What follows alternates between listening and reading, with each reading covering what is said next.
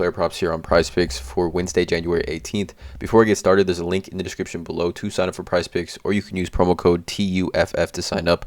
PrizePicks will match 100% of your first deposit. There's a Discord link in the description as well as Patreon link where I do post all the plays I'm making on PrizePicks for each given sport that I do play. I do also need to mention to you guys I'm not a gambling expert and this is not financial advice. Simply just plays I'm personally looking at making. Hopefully give you guys some insight and analysis to make your own player prop decisions here. Take the information I give you, combine it with the research that you've gathered, and then make your decisions based on that. No one else is pressing the submit button on these parlays except for you. Let's get into it though. We do have a nice slate today. 9 games on the slate compared to yesterday's horrendous slate of 4 games. The slate yesterday was honestly one of the worst I've seen in a while, and just obviously the board as a whole was not great. We had a bunch of players yesterday, probable, then questionable, then ended up playing. It just really it really messes up things. You know, you like a prop, player gets ruled questionable, they remove the props from the board, you wait for them to get back up, they're either bumped up slightly or bumped down slightly, and then the player ends up playing, right? So it really is tough for us. Harden, by the way, guys, yesterday was horrendous. I don't know if you guys watched the game. I watched the game in its entirety, and I've never seen a player more disengaged, or I've never seen a player more. It just seems like he didn't want to be there. It's crazy. I mean, he had 6 points. The PrizePicks Taco was 16.5. So insane, absolutely insane. Just goes to show you that these players do not care about any sort of bets or. I mean, he had 6 points. James Harden had 6 points in a primetime matchup in his hometown of Los Angeles. Crazy. But anyways, let's get into it, you guys. 2 props that I do like for today's slate. We have a much better slate today. In my opinion, 9 games here. NBA Wednesdays have been pretty good to us. But let's get into it. The first play that I like is going to be Shai Gilgeous-Alexander. I'm going right to his points here at 29.5. Now, obviously, this has been a wagon all season. He is averaging over 30 points per game on the season. Now, taking a look at this matchup here, OKC versus Indiana. Now, this has a very high over-under, 239.5. I believe this is the highest over-under on the day. Maybe this Lakers sack. Yeah, Lakers sack, 245. But we get 239.5 with OKC only being 4-point home favorite. So I'm hoping this game does remain close here. But I like this play.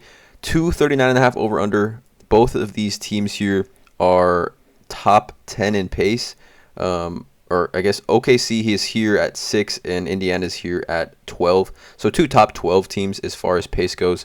But let's get into this. So Shai Gilgeous-Alexander, this game log this season at home. We can see here 1, 2, 3, 4, 5 of his last 5 of his last 8. He's hit the over on this. Shai, it's kind of weird the way he plays. If you take a player prop on him and you follow the game, it seems like at halftime he only has like 9, 10, or 11 points, and it kind of gets scary. But then towards that end of that game, you realize he's pretty close to 28, 29, 30 of where this prop is usually set at. But I like this prop here for Shai. I think it's a get right game for him. Not that he's been playing horrible, but if you take a look at his game log this season, obviously this was at home. He does have a high hit rate at home. Had 37 against Philly recently, and then obviously this home game here had 33 against Orlando. And Shai Gilgeous, he's averaging 30 on the season, right? 30.7 points per game on the season. But if you take a look at this, there's really going to be no one on that Pacers team that's going to be able to guard Shai. We can see here Naismith is the power forward. I mean, Buddy Hield and Nembhard, too small. There's no Tyrese Halliburton, obviously. O'Shea Brissett could be on him a little bit. Maybe TJ McConnell. Both, again, TJ McConnell and Nembhard are both too small for Shai. Obviously can rise up above them pretty easily. But guards against the Pacers game log this season, right? We just saw Drew Holiday and Jalen Brunson go for 34 and 35. I would say both of these similar guards are somewhat similar to Shai in that they do like to attack the rim, get into the paint, and then operate from there. 35, 34. We saw Ja Morant have 23 points in only 25 minutes. He had 23 and 10 in only 25 minutes. Obviously, he plays 30 minutes. This should be an easy cast of over 30 here. But for these players that are similar, like I said, to Shai, I definitely think it gives Shai a great amount of room to operate here. We take a look at the Pacers giving up the 6th most personal fouls in the NBA, 21.5 personal fouls per game. We know Shai loves to get into the paint and operate and then get to that free throw line, right? We know Shai, if he gets to the free throw line, really can score in bunches. We can see here, free throw attempts, 14, 8, 16, 7, 13, 18, 11, 13, 14, 12, 13, 19, 15, 12, 18.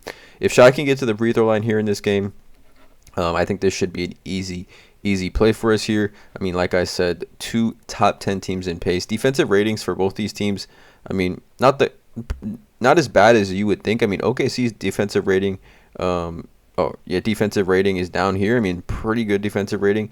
The Pacers here sitting up here at 21st, 9th worst defensive rating in the NBA. So which bodes well, in my opinion, for a Shai Gilgeous-Alexander here. But I'm going right to the wagon for this play. Massive over-under here at home.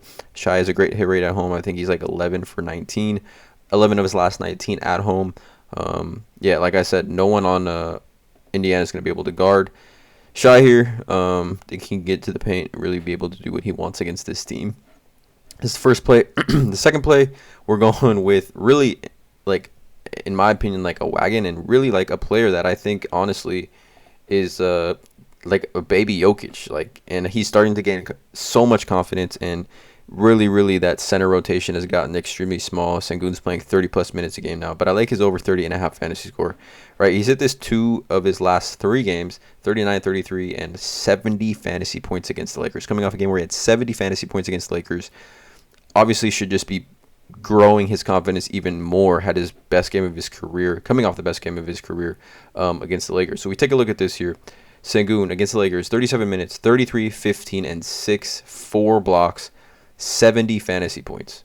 70 fantasy points. If we take a look here at his minutes over his last 6, 32, 35, 28, 28, 30, and 37 minutes per game for Alperen Sengun. If we take a look at this spread here, over under 237. Charlotte is 2-point favorites on the road.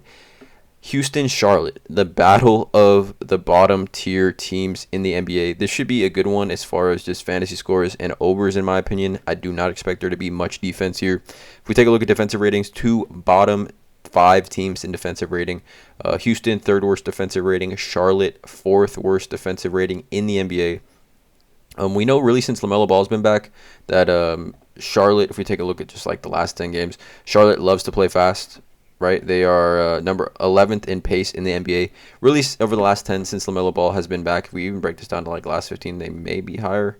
I guess not. Lower than I thought. Hornets, where are they? Hornets. Oh, 4th. Yeah, 4th pace in the NBA. 4th fastest pace in the NBA over the last 15. They're going to play fast. Both these teams don't play defense at all.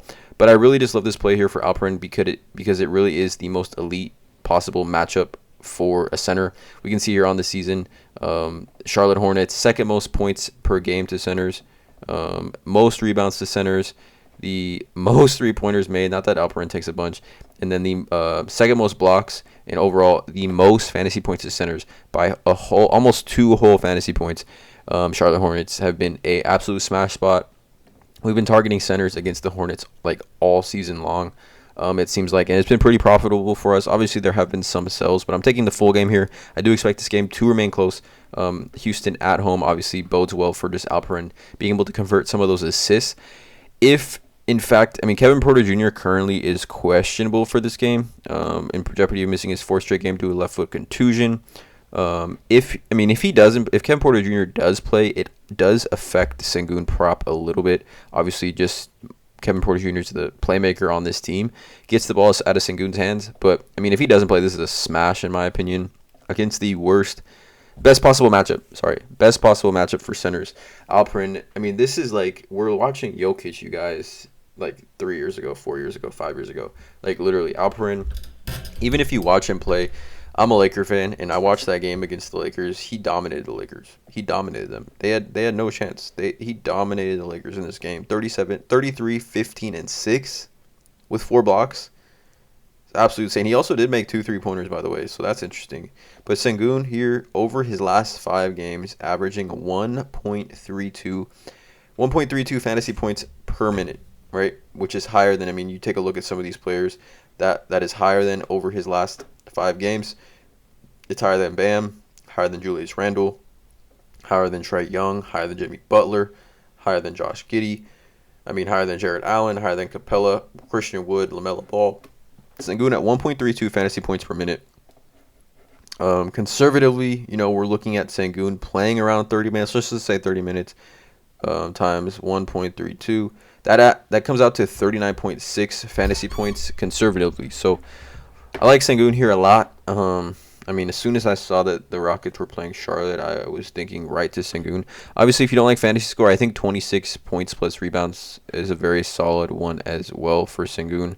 Obviously, a lot of these lines have been inflated a lot due to his recent play, but if no Kevin Porter Jr. plays, I think 38 fantasy score, 38 and a half fantasy score is an easy over for me. So these are the two plays here. Again, you could pivot to 26 and a half points plus rebounds if you don't like fantasy score. Let me know in the comments below how you guys feel about these two props here. Drop a like, hit that subscribe button, and as always, let's cash.